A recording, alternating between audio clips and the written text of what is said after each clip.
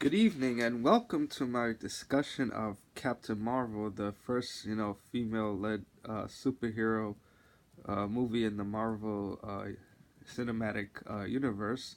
What makes Captain Marvel, rather spectacular, besides being the first female-led superhero movie, it takes place, before the events of Iron Man, and it kind of shows like the signature moments, such as like when Phil Coulson said in Iron Man that you know, it wasn't his first endeavor, and kind of shows how the mysterious you know question as to how Nick Fury gained his signature, eye patch, and how Nick Fury also came up with the Avengers initiative, which of course started the Marvel Cinematic Universe at the end of Iron Man. But anyway, back to what I was saying about Captain Marvel, which deals with the story of Carol Danvers, who was a pilot in the Air Force, who ends up getting infused with Kree DNA, which gives her like her abilities of like strength and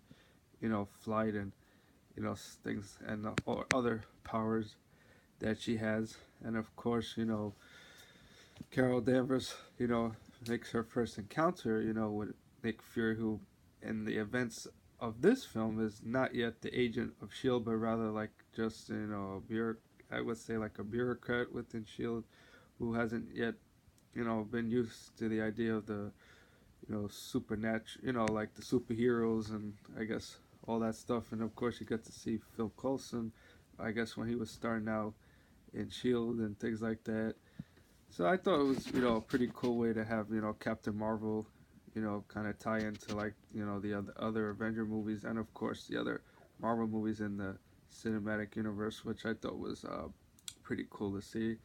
And I would say in terms of the film itself, I would definitely say, like I said, it's pretty good. It's better than I thought it would be. It's a decent story, and of course, it's cool to see, Samuel Jackson, you know, you know, I, in the movie. And of course, you also find out, his middle name J, which stands for Joseph. So basically, his full name is Nicholas Joseph Fury, which I thought was a pretty cool touch that this film, answered pretty well. And of course, you get to see, other characters from the Guardians of the Galaxy, including Ronan, the Conqueror, and then you see Jamon Hunter's character, who's another Kree from, who was in the first Guardians in the Galaxy, and of course you see Jude Law playing Carol Danvers, mentor, and then of course you have Annette Bening, who plays a scientist by the name of Wendy Lawson, and things like that. So I thought, like I said, it was pretty cool to also see like throwbacks to the '90s era, killing like the music, the Blockbuster store, which of course doesn't exist anymore, and of course, throwbacks to previous movies, and of course, the way the culture was, particularly, with the whole dial up, speed and things like that. So I thought it was a, nice, film, to see it, things like that. So I would say for those that are fans of the Marvel Cinematic Universe and, want to see how this film ties into, like, the Marvel Cinematic Universe as a whole, then I would definitely say it's definitely worth checking out. The only minor complaint I would say, I just wish it could have been a little bit longer, but I guess sometimes, I'm glad, you have to make it short to the point. That way it doesn't drag on too much.